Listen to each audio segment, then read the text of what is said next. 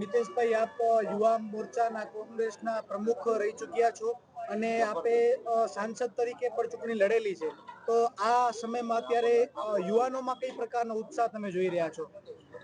જી હા, આજે આપ જોયું હશે કે કોંગ્રેસ પક્ષની સેન્સ પ્રક્રિયાની જે બેઠક થઈ હતી એનામાં સૌથી મોટી સંખ્યામાં જો ઉપસ્થિત વર્ગ રહ્યો હતો તો એ યુવા વર્ગ હતો. અને અમને આશા છે અને અમારા પ્રદેશ કોંગ્રેસના અધ્યક્ષ સન્માનનીય આદરણીય અમિતભાઈ ચાવડા સાહેબે જે નિર્ણય કર્યો છે, પ્રદેશ કમિટીએ જે નિર્ણય કર્યો છે કે આ વખતે યુવાઓને 50%, 50 વર્ષથી ઓછી ઉંમરના યુવાઓને ટિકિટો આપવામાં આવશે, એટલે યુવાઓમાં બી ખૂબ ઉત્સાહ છે. અને આવનારો સમય જે હવે તો જો કે ચૂંટણીનું એલાન થઈ ગયું છે, એટલે આવનારી ચૂંટણીમાં પણ કોંગ્રેસ દમખમથી લડશે અને ખૂબ જ્વલંત વિજય હાસિલ કરશે એવો મને પૂરો વિશ્વાસ છે.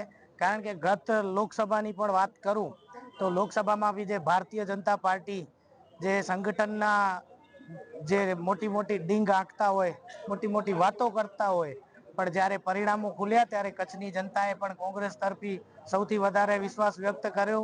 અને જે એ લોકોએ લીડની વાત કરી હતી એના માટે ક્ષત્રિય સમાજ, ઓબીસી સમાજ અને માઇનોરિટી સમાજ, એસસી સમાજ અને 18 વર્ણના સમાજો 18 આલમ કોંગ્રેસ પક્ષ સાથે છે. એટલે આ ફેરે પણ આમનું પતન નિશ્ચિત છે. કારણ કે ગાંધીધામની જે આવી દુર્દશા ભૂતકાળમાં ક્યારે નથી જોઈ. કોંગ્રેસ સરકારનો નારો હતો કે ગરીબી હટાવો, ભારતીય જનતા પાર્ટીનો નારો છે ગરીબને જ હટાવી નાખો. જે આપ જોઈ રહ્યા છો જે દબાણની કાર્યવાહી મહાનગરપાલિકા દ્વારા થઈ રહી છે એ ખરેખર નાના મધ્યમ વર્ગના લોકોને હેરાન કરી અને એમના બેરોજગાર કરવાનું જે આ કાવતરો કર્યો છે. એટલે ગાંધીધામની જનતા માનવતા લક્ષી જનતા છે અને માનવતામાં માને છે. એટલે 100% આ ફેરે અમને કોંગ્રેસ પક્ષને સાથ આપશે અને જ્વલંત વિજય અપાવશે. જો કોંગ્રેસની બહુમતીથી વિજય થશે અને જો મેયર બનશે કોંગ્રેસના, તો સૌપ્રથમ પ્રાથમિકતા શું હશે, કયા કામને લઈને હશે? પહેલે તો જે આ શહેરની જે સત્યાનાશ કરી છે, જે ભારતીય જનતા પાર્ટી અને અધિકારીઓની મિલીભગતથી જે આ શહેરની સત્યાનાશ થઈ છે, તો એને સુધારવાનું કાર્ય કરશે કોંગ્રેસ પક્ષ સત્તામાં આવતા જ.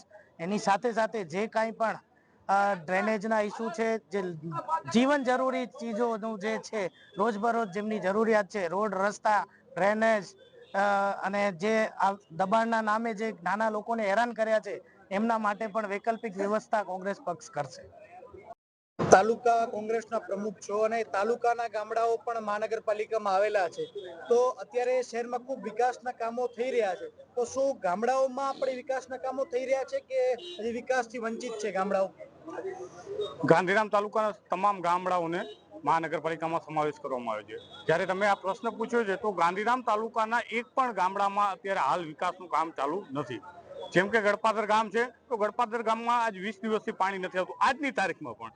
એટલે બધા ગામડાઓ ને ગામડાની જે સ્થિતિ હતી એમને નગરપાલિકા કે મહાનગરપાલિકાનો ખ્યાલ જ નથી. એટલે મેં તો ઘણી વખત રજૂઆત કરી છે કે ગામડાના લોકોને નગરપાલિકા મહાનગરપાલિકામાં કામ કેમ કરવું એ ખ્યાલ નથી ને વિકાસના નામે હજી કાંઈ પણ કાર્ય થયું નથી. ગડપાદરનો મેઇન રોડ ઉપર ગટરનું કામ કરવામાં આવેલું હતું, તો ગટરનું કામ પૂર્ણ થયા બાદ જે માટીના ઢગલા છે રોડ ઉપર અત્યારે 1-2 ફૂટના ખાડા છે એને પણ લેવલ કરવામાં આવ્યા નથી. એટલે વિકાસની જે વાતો કરે છે ગામડાને આગામી સમયમાં વિકાસ થાય તો ઠીક છે, પણ હાલ ફિલહાલ તો કોઈ વિકાસ થયો એવું દેખાતું નથી. ગામડાઓનો મહાનગરપાલિકામાં સમાવેશ કરવામાં આવેલો છે.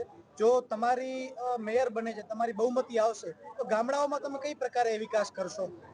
અમારી બહુમતી આવશે તો અમે ગામડાઓને જે છે ગામડાઓને સાથે રાખીને એમને પ્રાધાન્ય આપશું. કેમ કે ગામડાઓ પ્રથમ વખત મહાનગરપાલિકામાં જોડાયેલા છે, તો એમને વધારે પ્રાધાન્ય આપીને વધારે વિકસિત કરશું. પ્રથમ ગામડાઓથી અમે વિકાસ શરૂ કરશું ને સિટીમાં એમને વિકાસને લઈ આવશું. એ કામ ગયા 30 વર્ષથી કોઈ દી ભાજપની સરકાર અહીંયા કરે આ નગરપાલિકામાં 30 વર્ષ ઉપરથી છે. આવા કામ કોઈ દી આ 6 મહિનામાં જે અમારા કમિશનર સાહેબ આવ્યા એમને કર્યો, એ કામ આ ભાજપને કરવું હતું, જે એ નિષ્ફળ રહ્યા. 30 વર્ષે આ ગાંધીધામની જનતાએ ખંભે ખંભે મત દઈને એમને જીતાડ્યા, પણ જે કામ ખરેખર ભારતીય જનતા પાર્ટીએ જે પક્ષને કરવું હતું 30 વર્ષમાં એ ન કરીને આજે શાસનમાં આયા જે કમિશનર સાહેબ છે 6 થી 7 મહિનાથી જે કામ યુદ્ધ ધોરણે ચાલે છે એ કામ એ લોકોની જવાબદારી હતી. હવે હું તમને કહું છું કે આ જ્યારે પણ આ ચૂંટણી થશે ને જેમ ભાજપની કે ભાઈ જે કઈ બોડી બને કે ભાઈ અત્યારે એ લોકો પછી જે કામ થઈ રહ્યા છે એ કામની અંદર રૂકાવટ નાખશે. એટલે હું ગાંધીધામની જનતાને અપીલ કરું છું કે આ વખતે વિપક્ષને તો મજબૂત બનાવો પણ આ 30 વર્ષથી જે સરકાર ચાલી રહી છે એને જકારો કરો ને આ વખતે પબ્લિકને આ જે રીતે એ લોકો ડેમોલિશન કર્યો છે, જે રીતે વેપારીઓને હેરાન કર્યો છે, રાતોરાત 10-10 દિવસની નોટિસ દઈને પોતા ધંધાથી બહાર કર્યો છે એ લોકો. અમે વેપારીઓને કહીએ છીએ કે અમે તમારા ભેગા છીએ, તમને વિપક્ષને મજબૂત કરવું પડશે. તમારા માટે અગર અમે એ વખતે સરકાર બનાવીએ અહીંયા કને નગરપાલિકા મહાનગરપાલિકામાં તો અમે સૌથી પહેલા જેટલી પણ ડેમોલિશન નોટિસ આ મહાનગરપાલિકાએ ઇસ્યુ કરી છે અમે તાત્કાલિક રોકાવીને તમને વિકલ્પ આપશું, એના પછી ડેમોલિશન કરશું. આ અમારો વાદો છે અહીંયાથી. મહાનગરપાલિકાની આ વખતે કોંગ્રેસની સરકાર બની રહી છે. જેવી રીતે મારો પહેલો પ્રશ્ન હતો કે ત્રિપાખીયો જંગ છે, આપ શહેર મંડળના પ્રમુખ છો અને અગાઉ પહેલે માત્ર ભાજપ જ તમારી સામે હતી, અત્યારે આમ આદમી પાર્ટી અને ભાજપ બંને છે, તો શહેર પ્રમુખ તરીકે તમારો શું રોડમેપ છે, કઈ પ્રકારે તમે લોકો પાસેથી વોટ લેશો? જો એક જ વસ્તુ છે, લોકો સમજી ગયા છે કે ત્રીજી પાર્ટી કોઈ પણ ચાલે નહીં આ ગુજરાતમાં. ફક્ત ને ફક્ત કોંગ્રેસ અને ભાજપ સામે સીધી લડાઈ છે. ત્રીજી પાર્ટીને ઊભી કરવામાં આવે છે. ભાજપ પોતે એમને ત્રીજી પાર્ટીને ઊભી કરે છે બી ટીમ તરીકે. બધાને ખબર છે. હું પબ્લિકને કહીશ, જનતાને કહીશ, આ વખતે આ ભ્રમમાં નહીં રહેતા. તમે તમારા જે કંઈ મત છે પોતે ડિવાઈડ નહીં કરતા, કારણ કે અગર જે ત્રીજી પાર્ટીને તમે મત આપશો તો પાછી ભાજપ જીતી જશે. એટલે આ વખતે ત્રીજી કોઈ પાર્ટી નહીં ચાલે, સિર્ફ ભાજપ અને કોંગ્રેસ સામે લડાઈ છે. કોંગ્રેસ પાર્ટીનો મેનિફેસ્ટો ક્યારે જાહેર થશે આ ચૂંટણીને લઈને? 6 તારીખે અમે એક મોટી મીટિંગ કરી રહ્યા છે. 6 તારીખે અમારું મેનિફેસ્ટો ઉપરથી તૈયાર થઈને આવી રહ્યો છે. પત્રકાર પરિષદ અમે સૌથી મોટી ગાંધીધામની અંદર યોજી રહ્યા છે ને સાથે સાથે અમે લોકો મેનિફેસ્ટોની પણ તૈયારી કરી રહ્યા છે. 6 તારીખે અમે જનતાની સમક્ષ આ ગાંધીધામ મહાનગરપાલિકાનો મેનિફેસ્ટો અમે આપશું.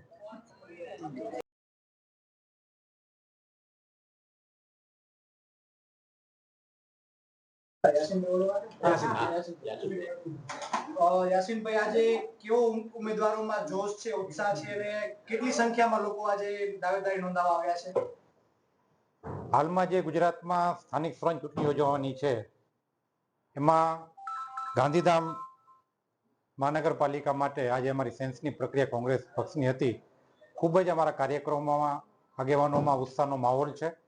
ખૂબ જ મોટી સંખ્યાની અંદર દાવેદારો હાજર રહ્યા હતા અને પોતાની સેન્સ આપેલ હતી. હજી પણ પ્રક્રિયાઓ ચાલુ છે એટલે કોઈ ડેટાઓ તમને આપી શકીએ એમ નથી, પણ અમારી ગણતરી એવી છે કે દરેક વોર્ડોમાં ખૂબ મોટી સંખ્યાની અંદર જે લોકો ટિકિટ માંગવા માંગે છે એવા ઉત્સુકોની સંખ્યા કોંગ્રેસ પક્ષમાં આવેલ છે.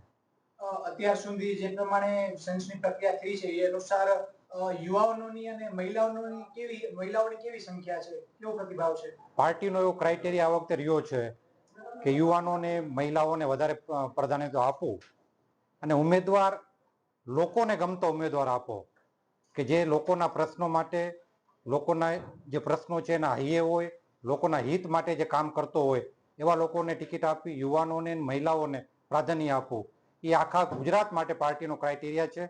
એ અનુસંધાને ગાંધીધામમાં પણ એ જ રીતે ટિકિટોની ફાળવણી કરવામાં આવશે. Thank you.